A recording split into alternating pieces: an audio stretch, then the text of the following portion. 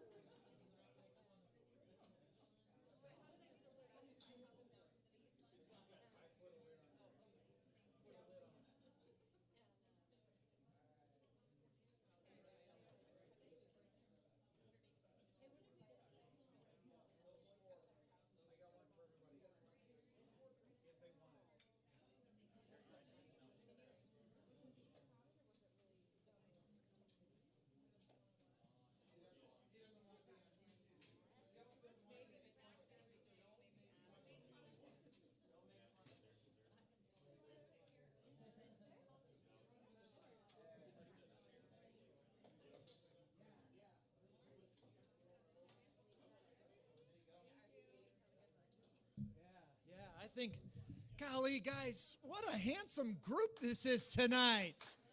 How's everybody doing? My job is my job is the hype man. My job is to get up here and be like, hey, everybody, woohoo, yeah, let's get this party started. And you're like, this dessert is so yummy, I don't even want to open my mouth for anything but the food. Hey, let's give a round of applause to Sassy's, Melody, Jeff, Larson, man. By the way, I know this is kind of a cliche question to ask, who's been here before? But like, who's like a huge Sassy fan? Is there any Sassy fans here? We got 4 or 5 of you. Like, be proud. Like, yes, right? I gotta tell you, it doesn't matter where you are in the valley. Come to Sassy's. Good stuff. Good stuff. My name is Jeff Rawls. I'll be tonight's host, and I want to tell you a little bit about me. Some of you don't know me. How many of you know me? Besides that guy, these two. Okay. Hey. I don't know you, but I'm glad you know me. Okay. I am the owner, director, producer, and bathroom cleaner at Jester's Improv. And for the last, 25 plus years, I've been doing improvisation and hosting shows and hosting events like that. And so, it's actually really interesting to get up on stage and to look into the eyes of all of you and for you to be like, make me laugh. Right? And that's kind of the look you're giving me right now. And my job is actually to just host this thing. So I don't have to make you laugh. But we do have a great cast tonight. The lineup is fantastic. But before we get to them, I do have to tell you guys a story. And this is a true story, and I hesitate to kind of put myself out there like this. But as comedians, you have to be vulnerable. You have to put yourself out there and tell the stories of your life and your Is it time to go? Are we? All right. Do we have to do that now? So a little bit about me. I am married nearly 20 years. It's 19.7. But who's counting? And I've got 6 children, all of them named after presidents. Now, I know what you, like usually when I say like, hey, he's got 6 kids, I know what you're thinking. You're like, oh, that poor woman. But don't be, you don't have to be too worried about her because this was her idea. It was her idea. Let's have 6 kids. All of my kids are named after presidents. There's Jefferson, Lincoln, my daughter Roosevelt, who you all met, the wonderful lady in red as you guys came in. And then I've got Ford, Truman, and what was the last one? I'm just kidding. Pierce. We all of our children are named after presidents. A lot of people say, hey, are you, is it because you're political? And I said, no. I just like monuments and money. We are going to adopt. I'll let you guys figure out why and where and who. But we're going to adopt more presidents just as things keep moving forward. So, but I do have to tell you also that I am the day that I met my wife was a very interesting day. One of our first dates that. When I first met her, I didn't realize that she was deaf in one of her ears. Now, that's not funny. Don't laugh at that. She laughed. Her name's Shelly. She laughs at those kinds of jokes. But it wasn't a joke. No, my wife is completely deaf in her left ear. And when I met her, I'm kind of flirting with her and my little eye contact. And I'd say something and she'd laugh. When she was looking at me. But when she wasn't, and I'd say that little thing, and I would get nothing, right? So I had her at one of my comedy shows, and I sat her on the aisle, and I came up behind her, and she's paying attention. And before the show begins, and I kind of walk up behind her, I'm like, you're the hottest girl here.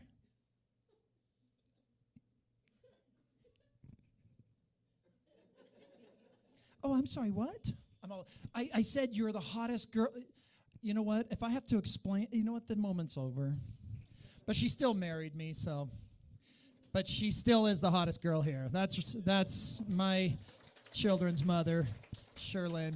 All right, let's get started. Let's get started with the comedy. I don't know where I was going with that. So none of that was funny, and I'm not really here to entertain you. I'm here to introduce our comedians, and he actually got his start with Jesters, and has since he has performed all over the country for many of the Fortune 5 companies. five of the Fortune companies. No. He even said that he's open for Bob Marley, right? The singer? Okay, all right. We'll let him figure that out. Ladies and gentlemen, please welcome to the stage Ken Kaz. Thank you, Jeff. Thanks, Jeff. Thanks for working him up into a frenzy for me. See if I can keep that momentum going. How are you guys? How do you guys feel? Seriously, how does everybody feel? Anybody got a fever? Anybody got a cough? It's a serious question. We got to be responsible. Good to be here, and thanks. Thanks for moving up. You guys moved up to this table. Thanks for filling in. It's weird nowadays. I guess the Larson party of 5 didn't make it.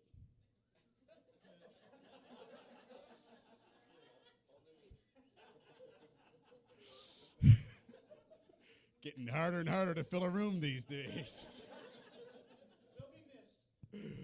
But it's worth. Thanks for risking your lives to come out for a comedy show.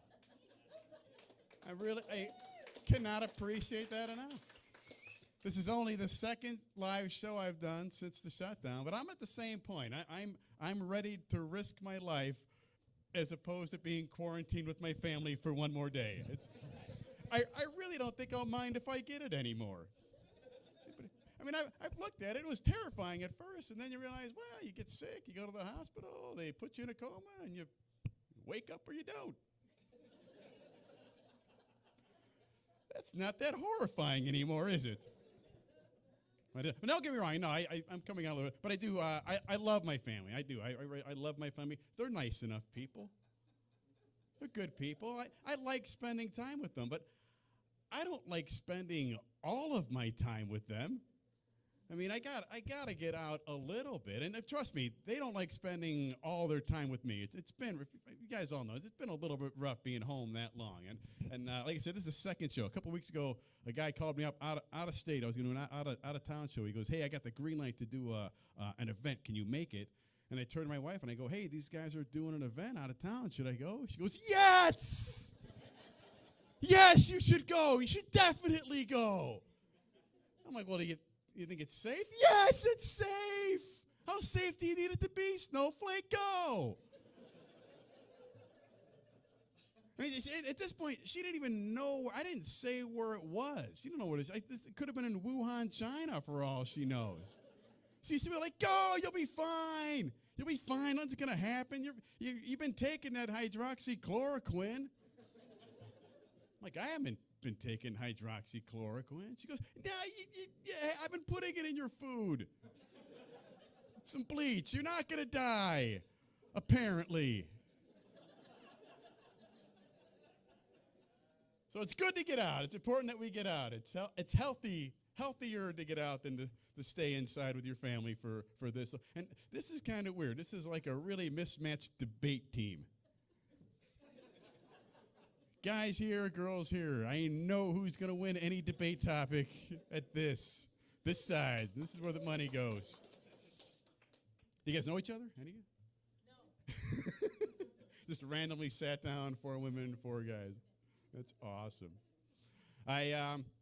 So lots changed in the world, right? Everything's changed. I don't do this full time. I do have a corporate job at one of the Fortune 5 companies. whatever those are, companies that make $5 or more. But I've had an office job for years.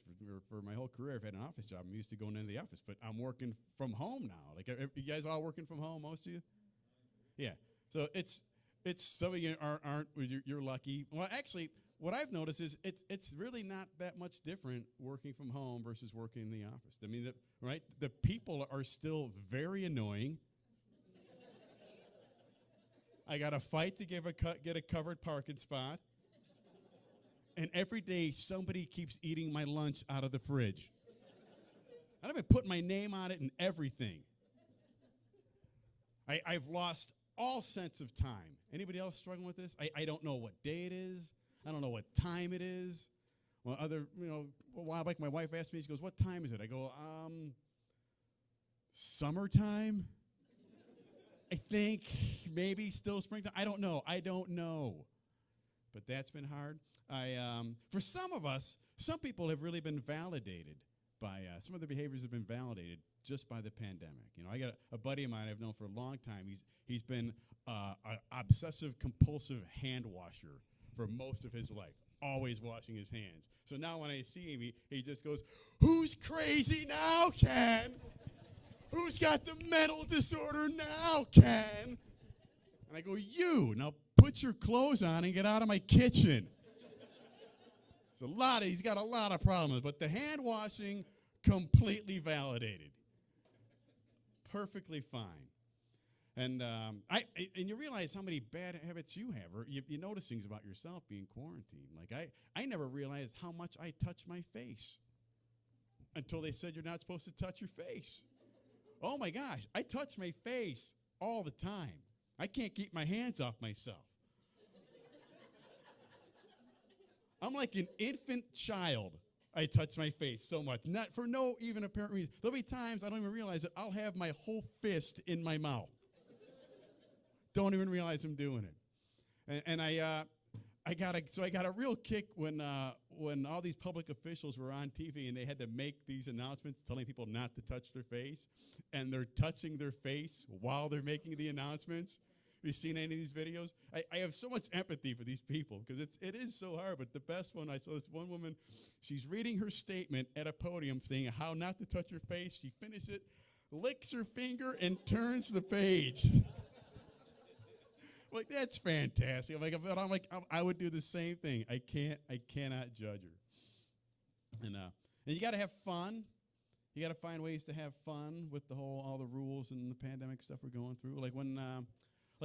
Wearing masks, okay? When they said you got to wear masks, I'm like, I don't want to wear a mask, but okay, I've been playing along pretty good, up to about this point right now. So I'm like, fine, I'll wear my mask and I'll run my errands, but I like to have a little fun when I do it. So now, like, if I got to go to the bank to get cash, I used to go to the ATM. I don't go to the ATM. I'll park far away in the parking lot, put on my COVID mask, I'll walk into the bank, I'll go up to the teller, withdraw cash, but when I leave the bank, I run out of the bank as fast as I can.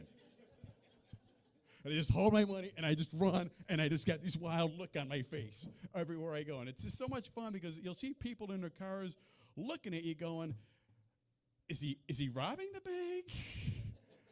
I mean, he's wearing a mask, but he's supposed to be wearing a mask. Do I call 911? I don't know what to do here. But that's the sort of fun I've been having with the pandemic. And I keep thinking too that there are things we're doing that we need to keep doing. Okay, like that whole 6 feet apart in lines where they got the little lines marked on the floor, 6 feet. We keep that, right? Forever. From now on. I don't care if we cure cancer, everything. That rule stays in place. 6 feet apart when you're in line. I've never been so happy to be in a line before. I can go like this. I've got space. Nobody's like rubbing against me. I can't smell the guy in front of me. I love that. We need to laminate those. Those are permanent fixtures. I don't care. You want to tear down statues, fine, but the lines stay. These are American icons from this day forth. I think we can all agree on that one. 6 feet, that's it. You want to unify a country? Let's unify in the fact that we all want a little personal space from everybody else. There are some things we need to stop doing, or at least I had to stop doing. For example, how many of you grew a beard during your COVID vacation? Some of you? Yeah, it's like what I did over COVID vacation. Well,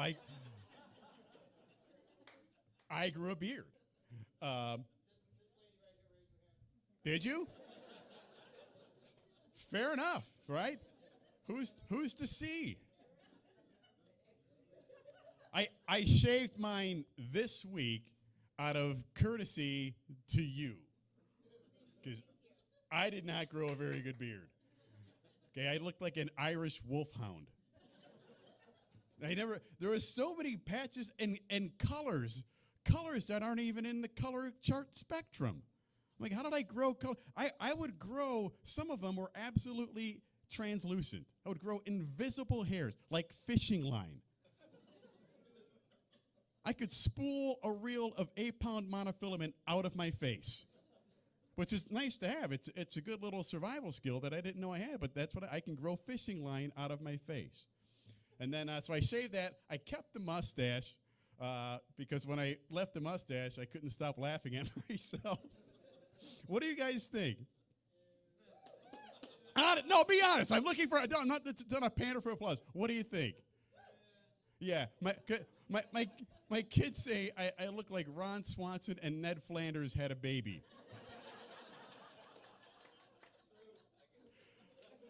Hi-do-ho there, neighborino.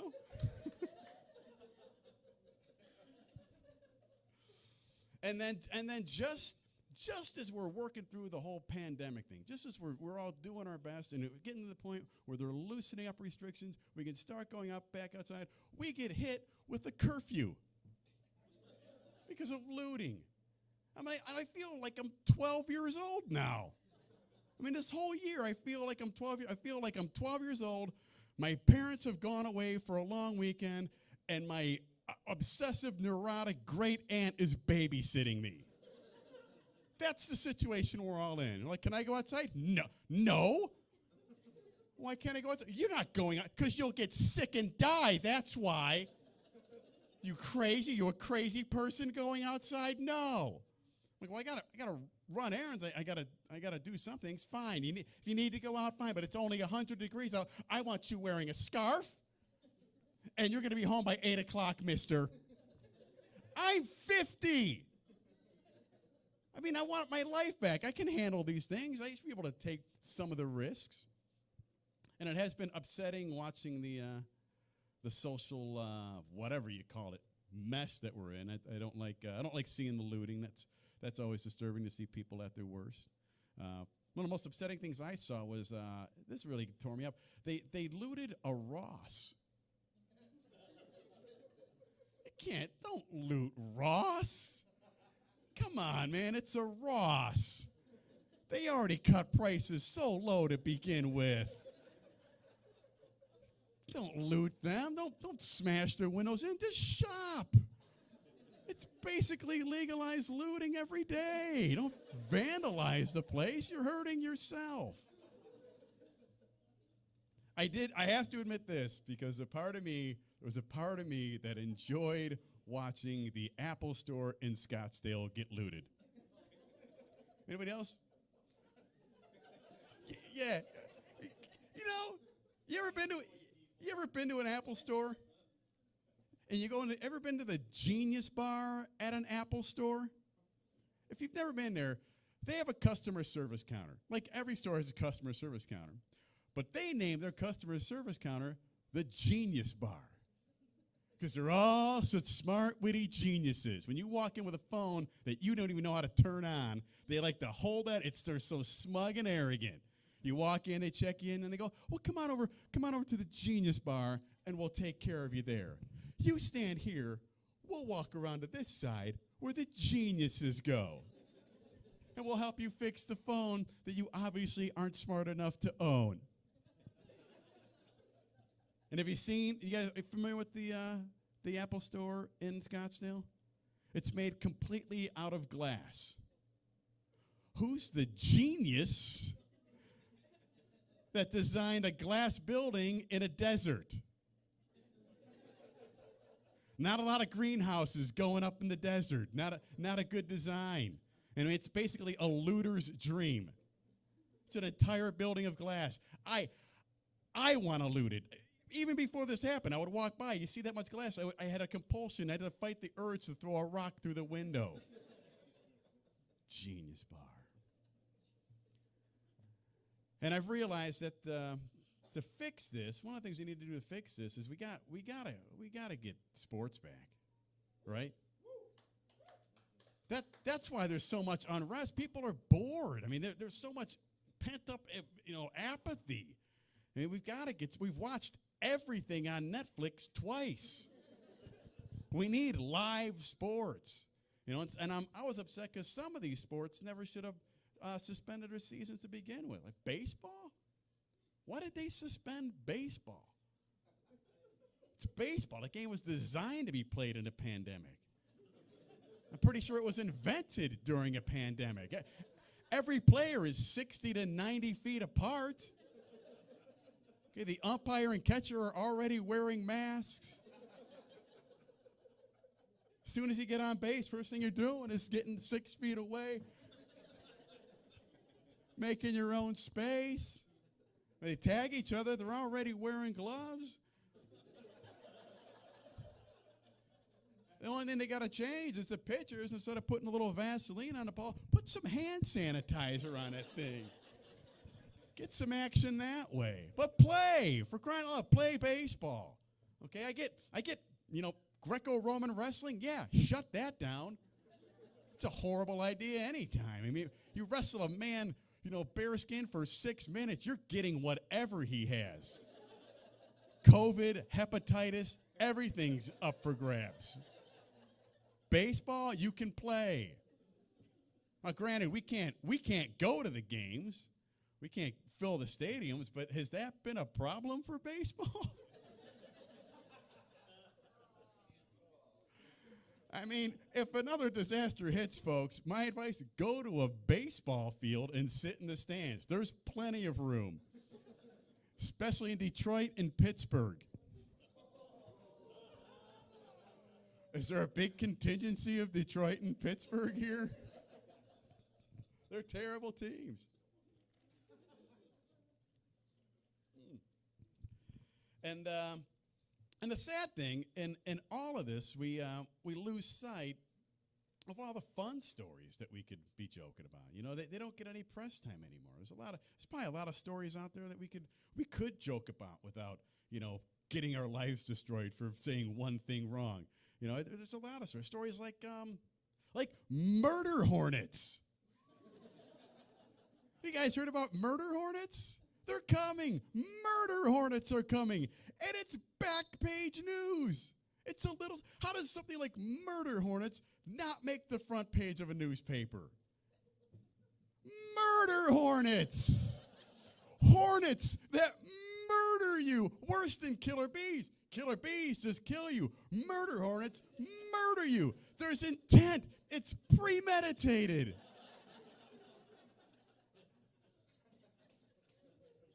I mean, there's a story a country could get behind, right? No one's going to defend murder hornets. We're not going to be divisive on murder hornets, are we? Maybe we should be. Because I'll give you the counter argument to that. Why are they called murder hornets? Anybody know? They're called murder hornets because they kill bees and feed them to their young. Basically what every other animal in the animal kingdom does as well to support their families. But they're called murder hornets. So unfair. You don't hear anybody running around, labeling things like murder aardvarks. Ever see what an aardvark does to an ant colony? Wipes it out. Genocide. Bears are animals. Bears kill things.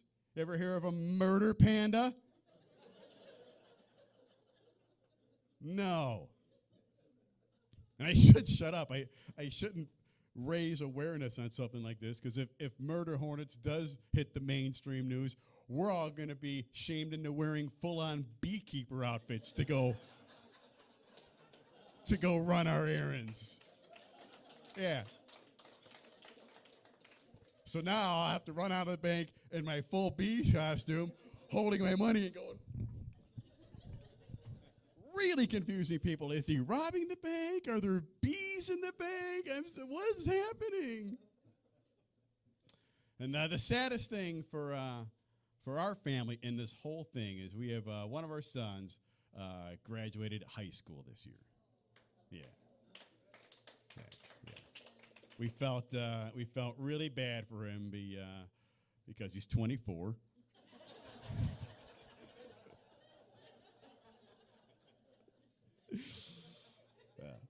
No, I tell you what, the virtual graduation, 1,000 times better than going to an actual graduation, right?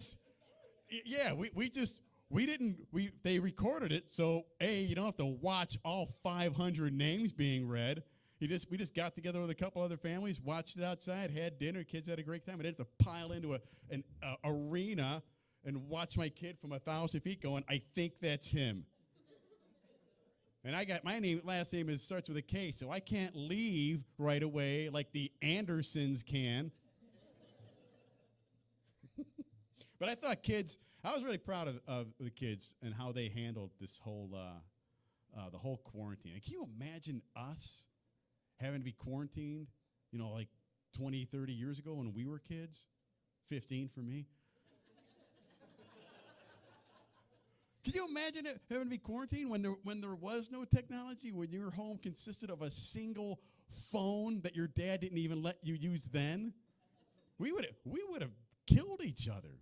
They did great. So I was happy for how technology helped them, and that's always been a contention with us. We raised 3 boys, and they're what are they now? They're 15, 17, and 19, something like that. So they grew up during the iPhones. When they were in grade school, when the iPhones were really coming out, and you're doing that thing of, do you get your kid an iPhone? How do you protect them and all that? And we, you figure out the technology invades every aspect of parenting, right? It affects everything, even simple things like music, right? When I was a kid, some of you guys were kids too. If you wanted to listen to music, you had to go to a music store, a building, and buy an album if you're old enough. Remember? And an album, it's a big 12 by 12 cardboard thing, and the picture on the album basically told your parents whether you should be listening to it or not, right? It's a great system. I had an older brother who had an awesome workaround for it. He'd go to the record store, he'd buy 2 albums. He'd buy like an Ozzy Osbourne album and a John Denver album. And he'd put the Ozzy album in the John Denver cover, throw everything else out. So he'd walk in the house and go, I'm going to go upstairs, listen to some John Denver, Mom. Worked great. Great system. Worked great until my mom had her church group over. Decided to treat the ladies to some John Denver. But instead of going down some old country roads, they took a ride on the crazy train. But nowadays, kids, they can download literally 10,000 songs on something the size of a credit card. How do you manage that with kids? And we figured out you just really got to talk to them. You got to start that dialogue with them, find out what they're listening to, listen to it as well, and then talk to them and try to keep them on a good path. Like when they first got into music, one of the artists they really liked was Bruno Mars. You guys know who Bruno Mars is? Yeah, phenomenal entertainer. They saw him at a Super Bowl. They started downloading stuff, so I downloaded some Bruno Mars music and listened. And one of the songs they really liked at the time was he had a big hit called Grenade. You guys remember that song? Yeah, it's a love song called Grenade. And the hook of it goes, 'cause I would catch a grenade for you. I'd throw my hand on a blade for you.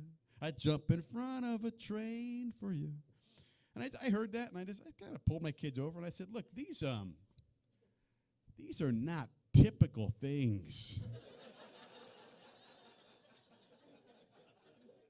that are expected of someone in a healthy relationship. Don't get the idea as you're getting into the dating age that there's going to be grenades. There should be no grenades involved at all, ever. Like, I don't know who Bruno Mars was dating when he wrote this song. Can only imagine it was some sort of Somali warlord. Maybe a Kardashian. I don't know. Timing works out. Who else would have a grenade thrown at him nowadays? I don't know. And I don't know about you, but I'm not jumping in front of a train for anyone. I mean, love has limits. I mean, I would warn you. I'd say, hey, there's a train coming. You may want to step a few feet back.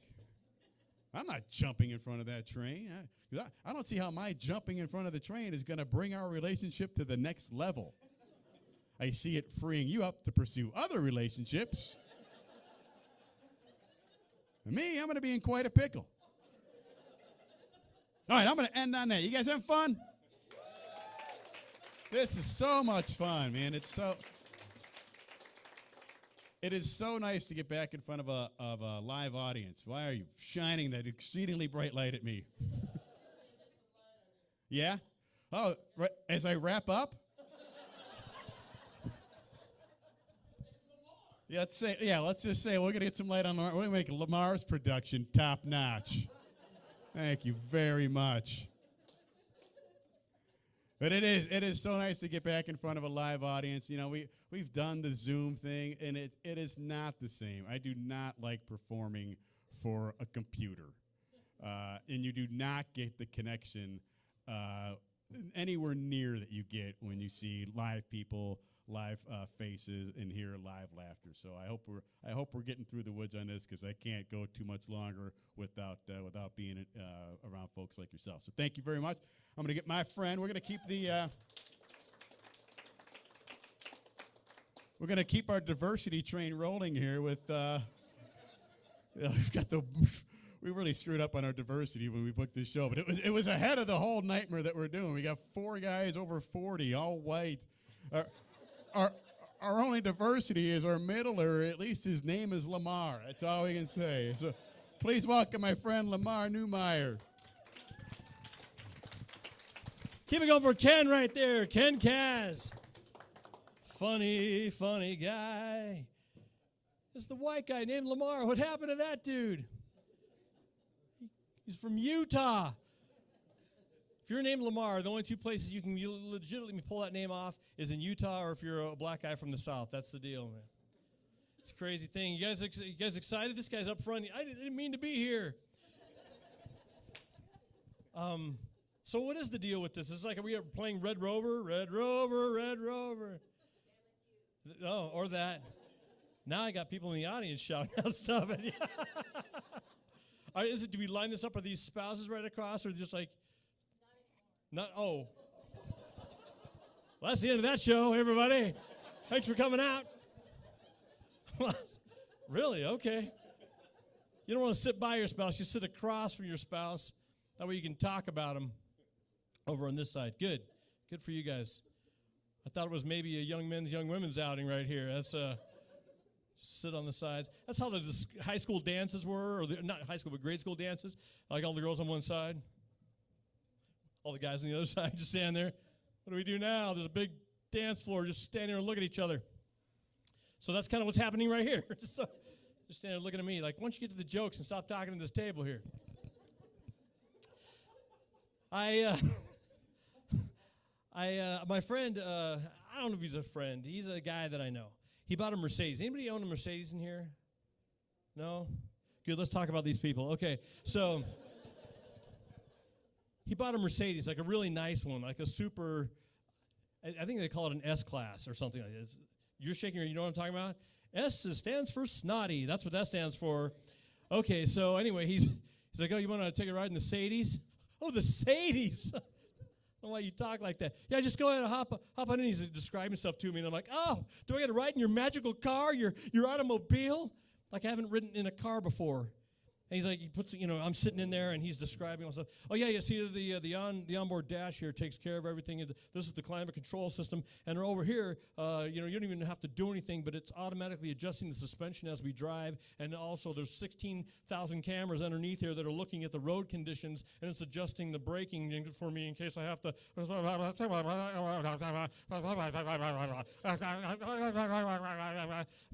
Are you Jay Leno or something? What is going on with this guy? I mean, this is Jay Leno's car garage, and anyway, so I'm sitting in the car, and he's like, okay, I'm gonna give it a little juice. Oh, will you? Are you gonna push the accelerator? Here I am, and I'm not kidding you. Have you seen these cars? Like where he's going to take a corner. He takes a corner, and like a little airbag in the seat starts inflating. So it's like, and then he turns the other way. Whoa! Like, hey. I'm like, your car is molesting me right now. What is? I'm being felt up by the seat. I don't know what's going on in here. He's like, oh, those are automatic airbags. They just adjust for the G-forces. And G-forces? Does he think he's flying an F-16 or something like that? Hold on, we're going up.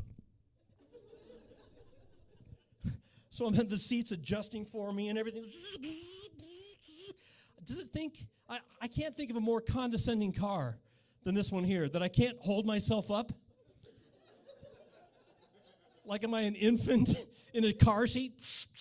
You know, was like made for rag dolls. Just like, oh, I can't handle the G-forces.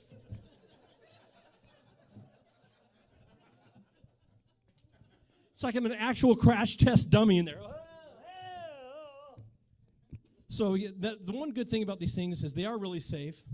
They have all those airbags now. We have the front airbag. We have the curtain side airbag. If you get in an accident, the car fills up with foam, shoots out a distress flare, calls the police, and tells him where you are. I don't know. I don't get all this crazy technology. I drive a car that's a little less technologically advanced than that.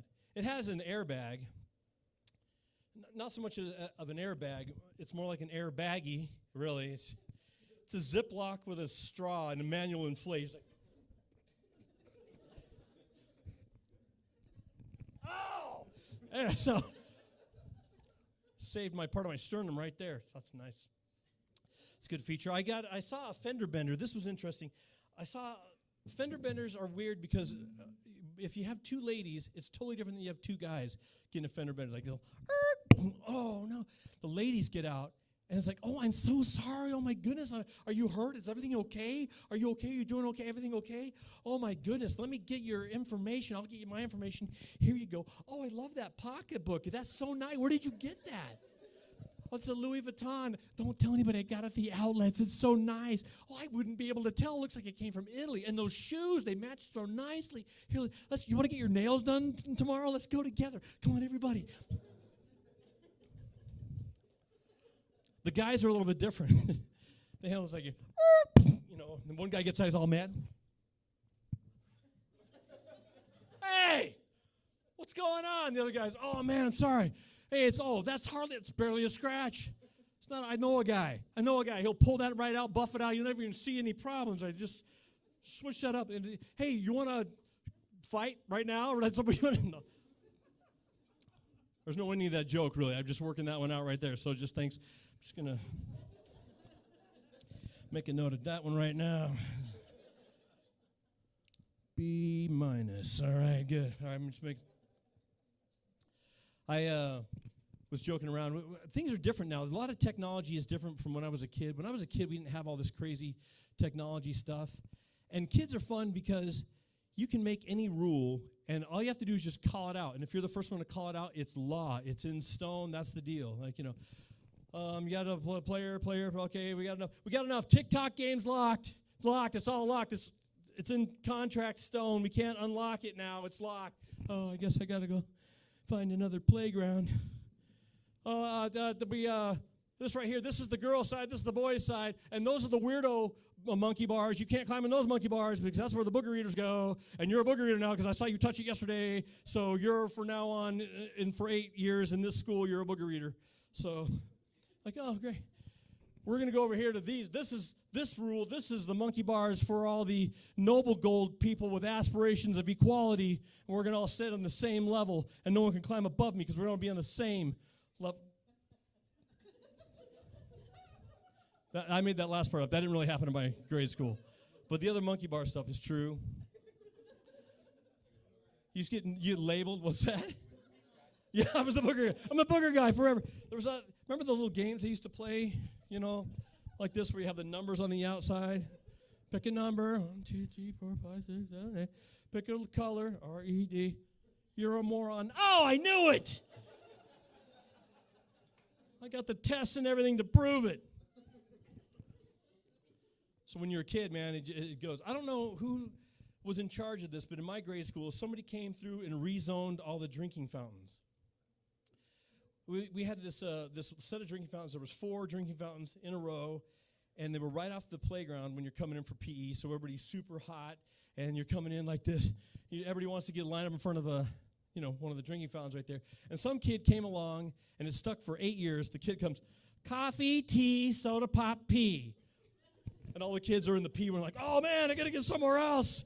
Oh, everybody's trying to line up in the soda pop one, Some people are in the coffee because they're that kind of kid.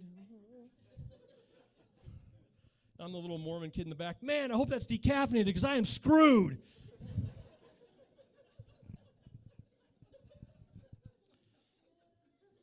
They have the crazy things. We used to have, they have all these backpacks now. I mean, these kids nowadays are shoving all their books, and they got water bottles and things hanging off the side, things that clipped on with a carabiner. It's like a Sherpa going off to an Everest expedition. We didn't have these. I just carried all my books in my hand. You just folded all your papers in there. Now I went to this one place. It was one school, and they had this little girl. She gets out of the car. She drops a little backpack, but it's a rolling one. It's a rolling backpack. I came from Glendale. It's a little bit different in Glendale. They have rolling backpacks too, but it's like this.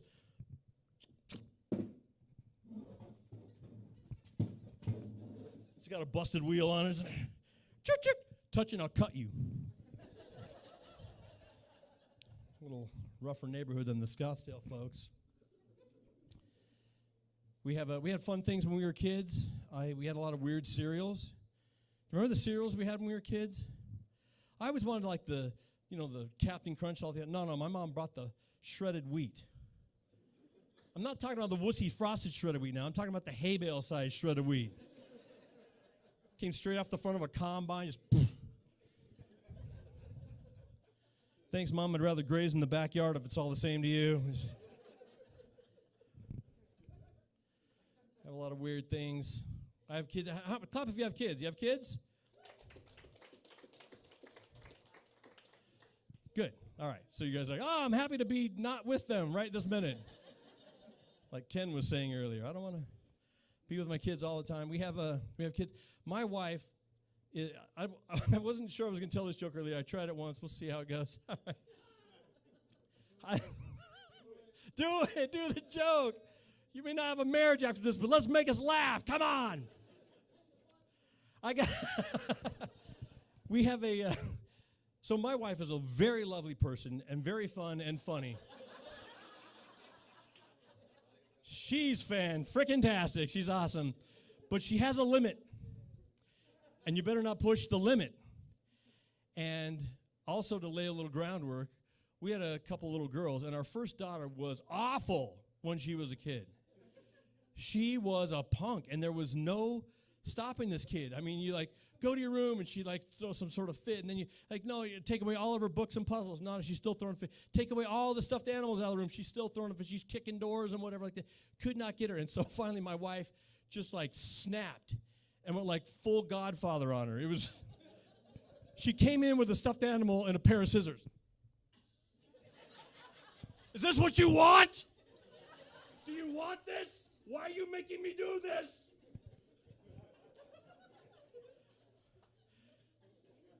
Are there any child psychologists in the room right now that are reporting me?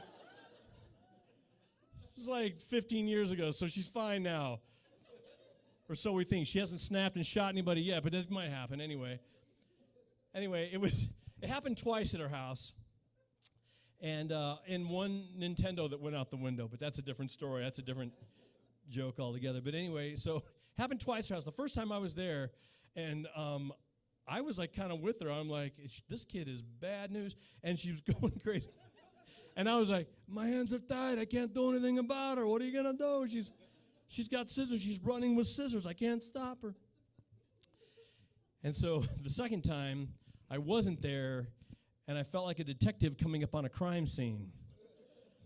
So I came in through the garage, and I'm like, there's some weird, eerie feeling that you get when there's something going down. And I'm looked down, and there's little bits of stuffing. And I'm like, oh, no. Went over to the garbage can underneath some newspaper, a decapitated body of a seahorse, and I was like, oh, this isn't going to be pretty. Walk in there, there's just one little girl. And I was like, okay, so what happened here? So later on, the seahorse head shows up in her bed, oh, no, I can't. That part didn't happen, but the rest of it did, exactly like I said. But it worked, though. It worked because 4 years later, another little girl comes along, and that kid starts to mess up, too, and start kicking stuff around. And the other, it's the older girl, Rowan, she's like, no, come here, kid. Come here. I was,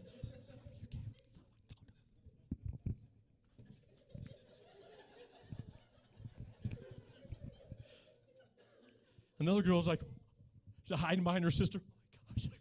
Oh my gosh, I can't handle it. So we don't have those problems anymore. So thank you for clapping for my silliness right there. That's how we solve problems at our house. Some serious force. Anyway, we had some fun stuff. Ken was talking earlier about the murder hornets and all that. And I'll tell you what I need murdered in my house. Besides stuffed seahorses, is a cricket. I've got a cricket in my house that is keeping me up nights, and I cannot find this little piece of crap. This thing is the worst, and it's not like regular crickets. Crickets in other places, like crickets in Colorado and in Utah, they're all nice. You think about like a nice romantic evening, and the crickets are back there. You're with your wife or your husband, or when you're holding hands, and there's you're by a lake, and there's like all the crickets, and it's so nice. Not the crickets here in Phoenix. They're like 80-year-old smoking taxi cab drivers on the.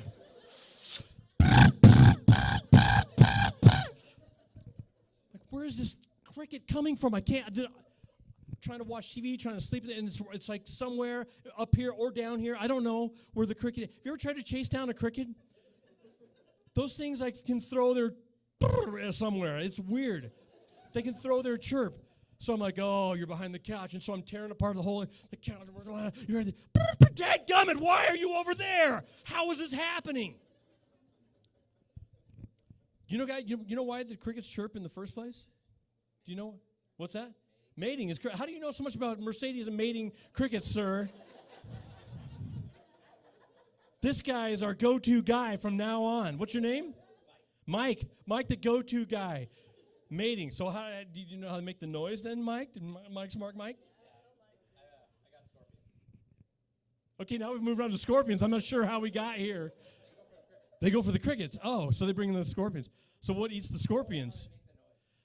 But we're going to get back to that because I want to know what comes next. So when the scorpions come, hey, guys, get the scorpions. And then what do you do to get the scorpions? You get, a cat. Now we're on to cats. Mike, this is awesome. Let's go somewhere with this, all right? So now you get cats, and then what happens when you have too many cats?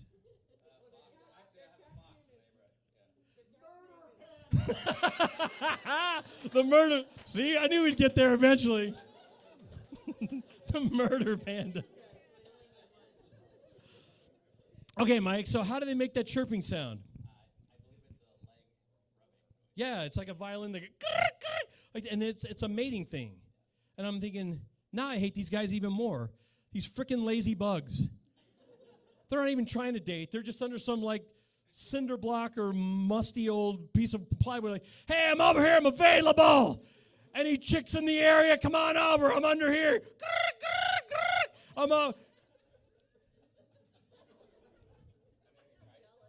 haven't tried that, Yeah, so I haven't tried that. I should just stand on the street corner. Hey, I'm available. I'm over here. In case you're looking for me, I'm just right under this piece of plywood. Are you guys married? Is this a married group? Good. All right. We're back to this table. Good. All right. Well, I got to tell you, I got married when I was 32, so I was a little older. But people kept saying, "Don't worry about it," because You know, when you meet the right person, you'll know. You're going to meet your soulmate, someone who matches your soul exactly. And I was like, do you believe in soulmates? Clap if you believe in soulmates.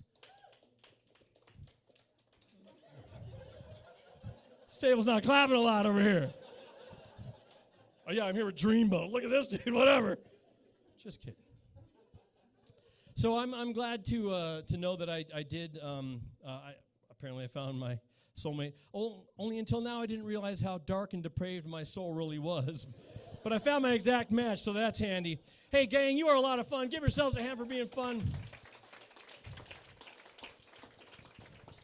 This next guy needs no introduction from me. You know who he is. A lot of you came here to see him tonight. He does a wonderful job on the news, Fox 10 News. You've seen that. You've also probably seen him in some of the productions around town. He does a great Christmas Carol. Very talented actor and a very funny guy. Please give it up for my friend Corey McCloskey. Thank you very much. Appreciate it. Thanks you. I know what you're thinking. Is that a wig?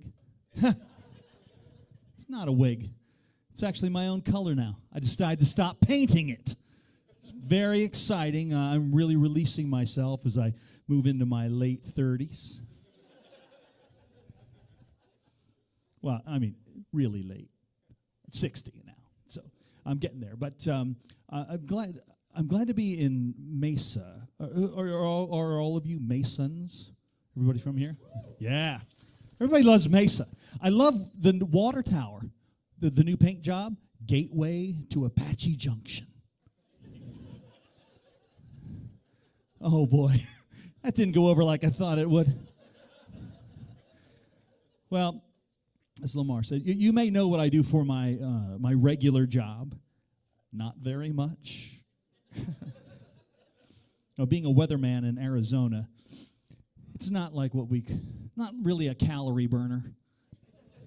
You know, the most energy I expend is just trying to keep a lid on the panic when it rains. Okay. Anybody here? Anyone here not from Arizona? Like didn't pop out? Oh, really? Good. Well, anybody from Arizona then? I mean, you popped out of your mom here? Okay. Well, what the two of us know is that we've seen rain. You know, we don't have to scramble the F-16s every time there's a drizzle. Everything's going to be fine. Now, I grew up out east, a tiny town in Pennsylvania called Millersburg. I love that small town life. Mesa's kind of a small town. It's like a small town with 75 auto zones. But, you know, I can still see the sign at the edge of my town. I mean, it's cast iron. That's how they built the signs. It's, you know, real fancy. It says, you know, Millersburg, Pennsylvania, founded 1807, population 2,534. And they're pretty strict about that. I mean, you should have seen the commotion down at the nursing home when my aunt had the triplets. Yeah, something had to give. No. That's the only joke I'll tell about old people dying tonight. I have some worse jokes, but not like that. Now, Lamar, love your wife, Lamar. Love everything I heard about her. I'm going to get into my wife as well. I don't know what that means. I should. But my wife and I have 3 daughters. I'm adrift on an estrogen sea. You know, no land in sight. But that's the way I roll. You know, a lot of people talk about, you know, stepping on. That's kind of a cliche. Oh, I stepped on a Lego, you know, in the middle of the night. I don't care about your Lego. You try stepping on a Barbie shoe in the middle of the night. I mean, one of the fancy ones, not like a little, like a kitten heel like Midge would wear. I'm talking about a high heel like Barbie wears. Right through. Anyway, the thing about growing up with all of these, well, I'm growing older, but having all these daughters now, and they're in their 20s, and then my wife, of course, one thing it's sort of imbued me with a sort of a superpower. I can bring anything up to the checkout stand.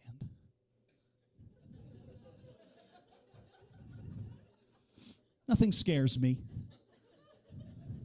Nothing.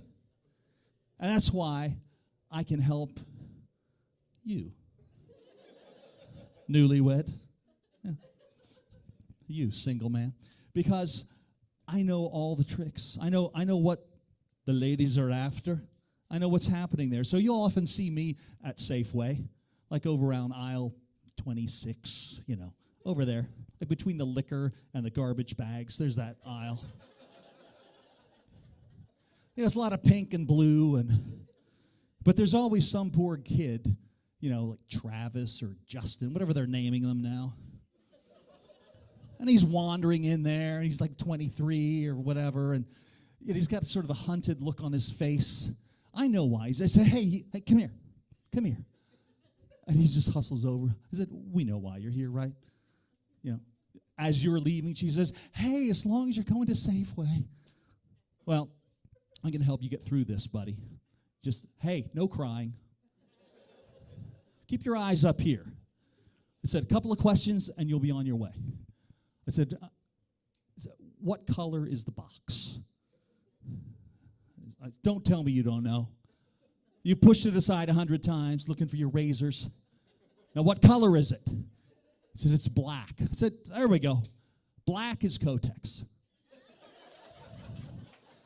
Okay. Now, have you ever seen the inside of the box? I said, now, is it like a collection of like super fancy lipsticks?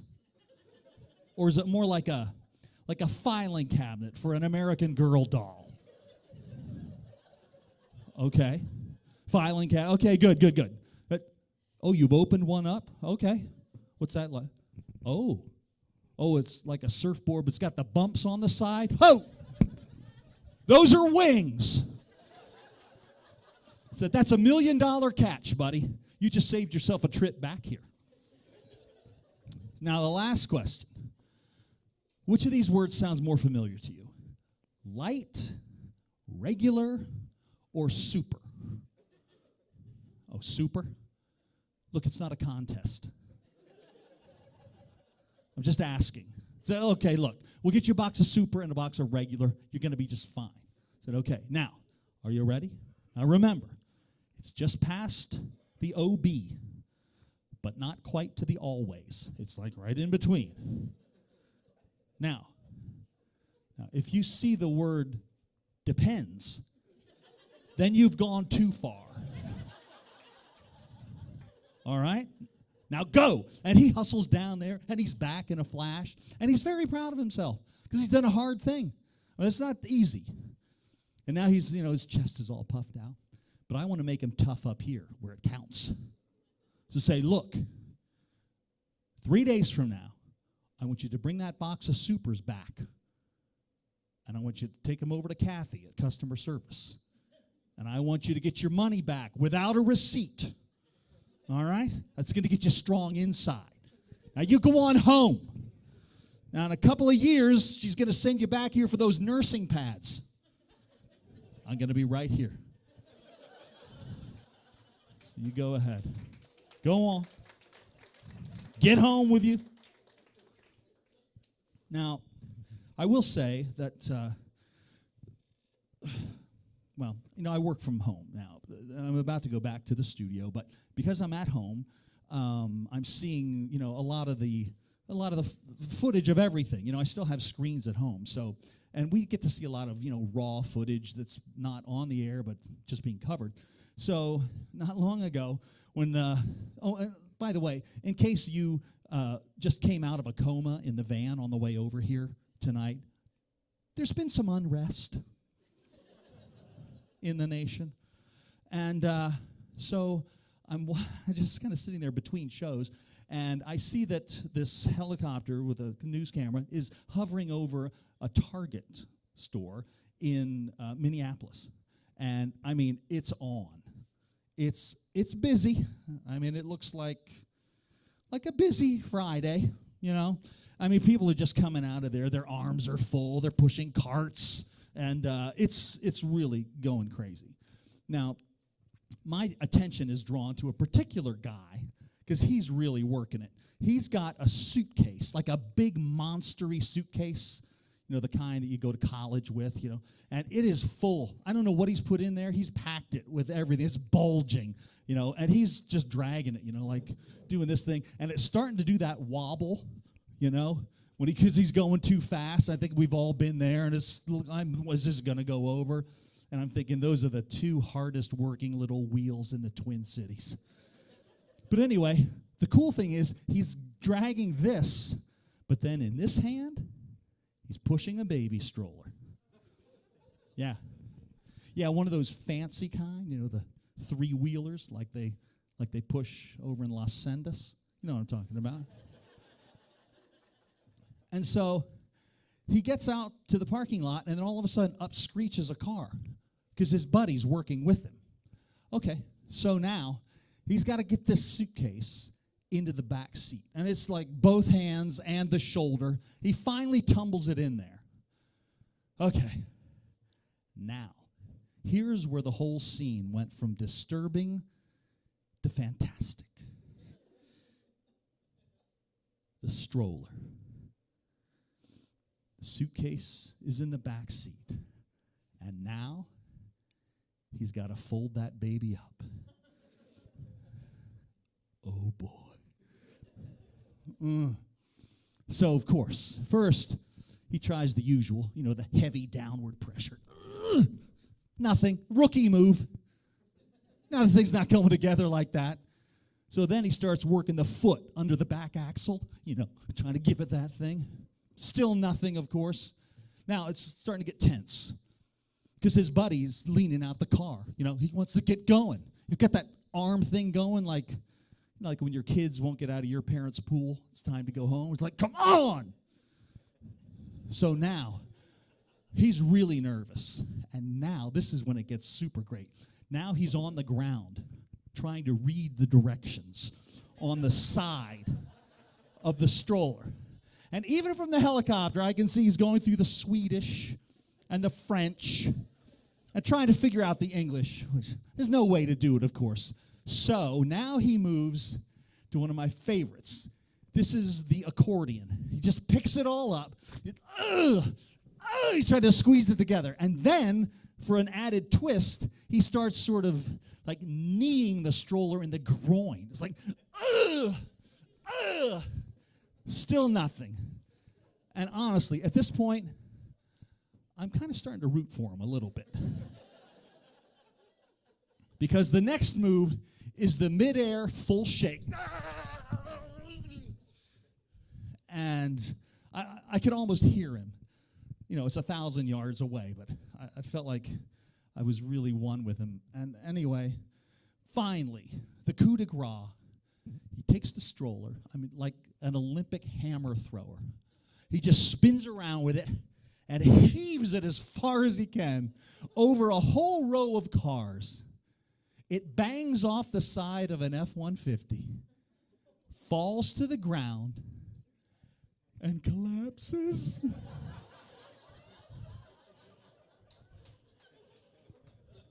He doesn't even know it.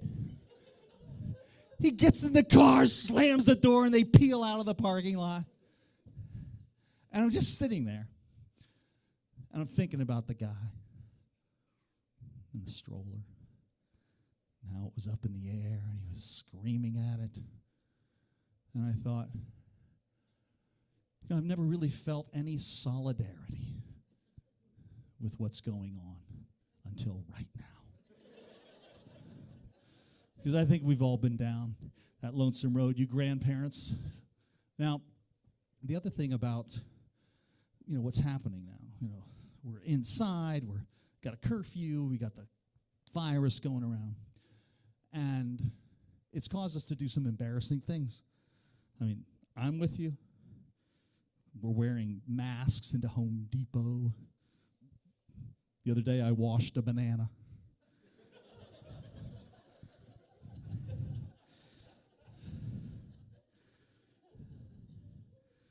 Maybe you've grown a mustache.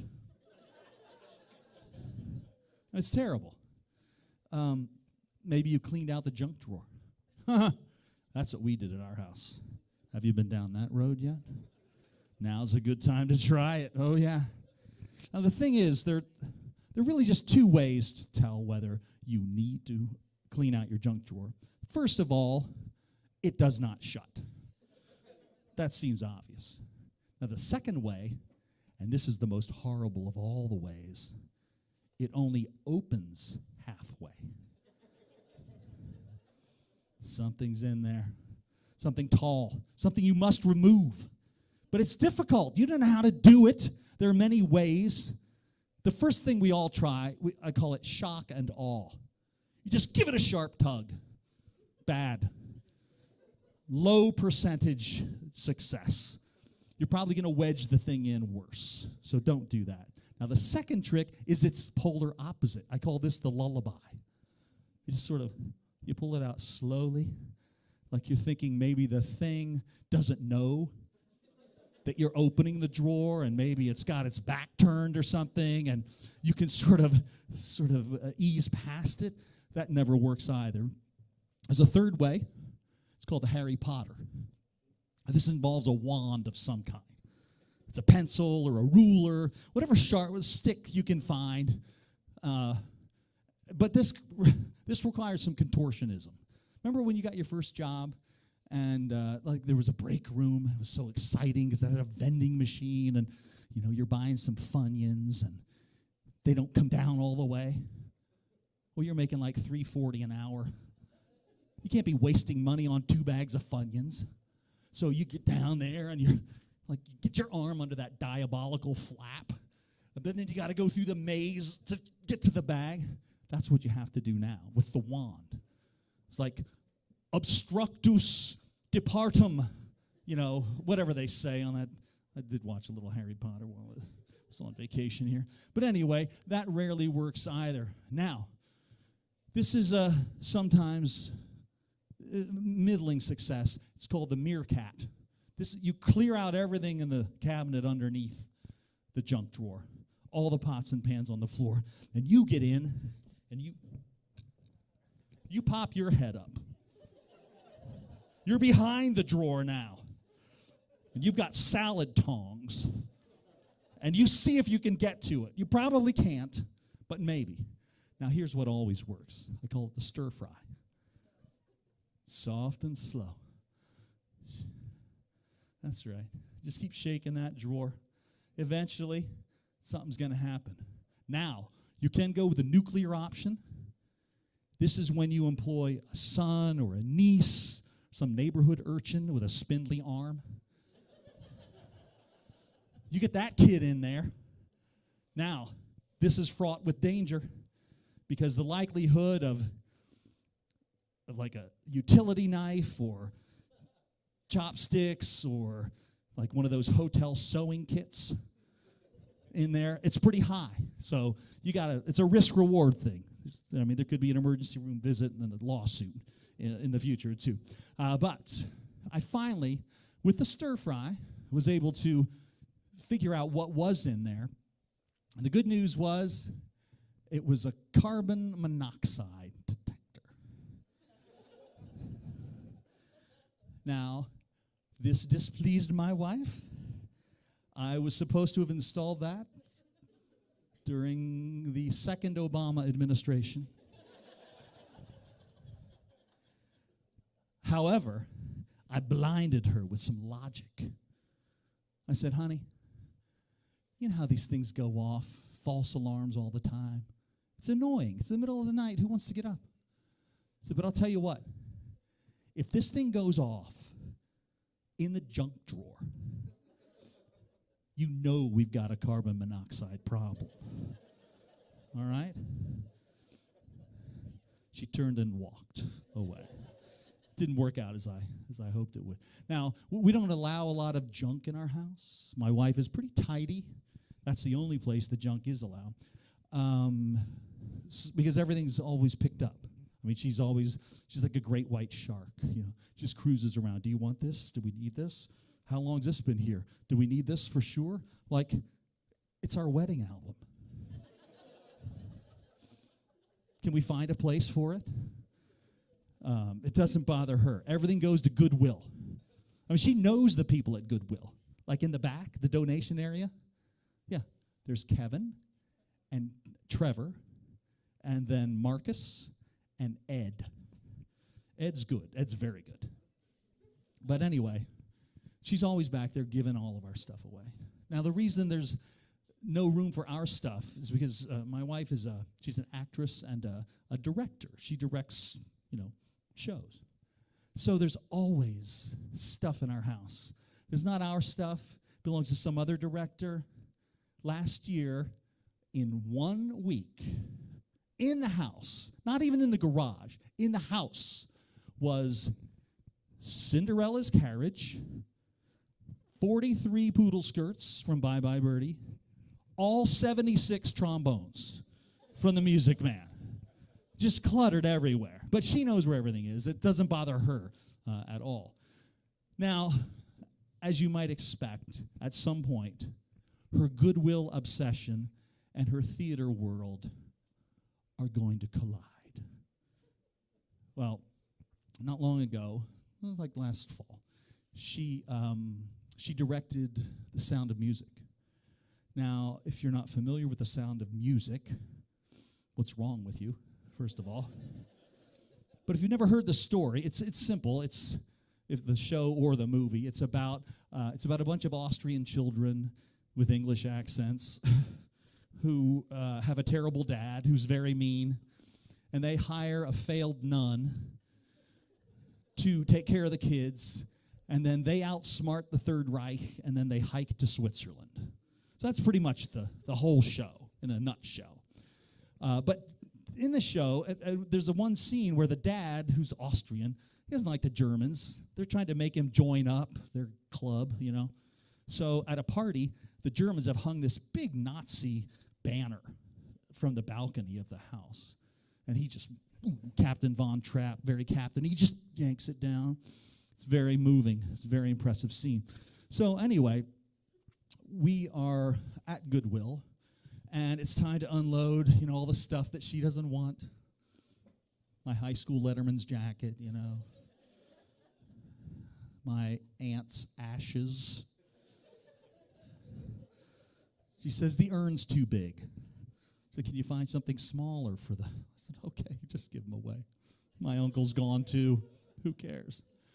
But anyway, so I'm loading all the stuff out, and Marcus is helping. So Mary Jane's up front, and I said, honey, does everything go? Well, she's got her earbuds in. And it's crowded, Marcus is the only one working. There are all kinds of, other cars are waiting next to us to unload their stuff. And I said, does everything go? And she still cannot hear me. So I'm handing the last box to Marcus. It's just a kind of a flat box with a flap on it. And I'm handing it to him, and I yell one more time, honey, does everything go? And you know how you are when you have your own earbuds in? You can't tell how loudly you're speaking. So she just yells back at me as Marcus is lifting the lid to see what's in the box. She said, yeah, everything but the Nazi flag.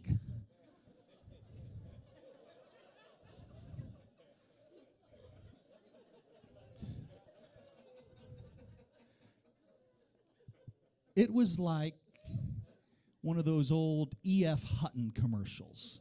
It's for you old people. When everything stopped, and then every head swiveled over to us. And I looked down, and Marcus was already looking down, and there staring up at us was a giant swastika. And so I looked at Marcus, and then he looked at me, And then he kept on looking at me. And then he just closed the flap. And he started to push it back into my hands.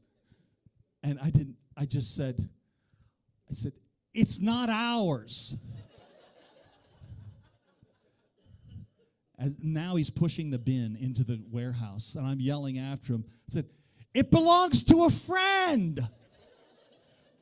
I said, he wants it back. We just borrowed it. I end with my only Nazi joke. Thanks for coming, everybody. Appreciate your coming. Jeff, come up and rescue this crowd from me. Jeff Rawls, everybody. Ladies and gentlemen, Corey McCloskey. Corey. Hey, thank you guys so much for joining us tonight, braving the comfort of your home to come out here and to join us. Let's give a round of applause, not just to Melody and Jeff Larson of Sassy's, but also their wait staff. Let's give it up for them. Chefs in the back, young ladies helping us out here. Feel free to show a little love on your way out. Melody, are we open? Can we sell some goodies on their way out? Oh, so that just means everyone's going to have to come back another time. All right, make the trip. Let's give another round of applause for Ken Kaz, Lamar Newmeyer, and Corey McCloskey. Thank you so much for joining us tonight. We'll see you. We probably want some lights on. You ready for some lights? Let's get some lights on and we'll call it a night. Thanks, guys.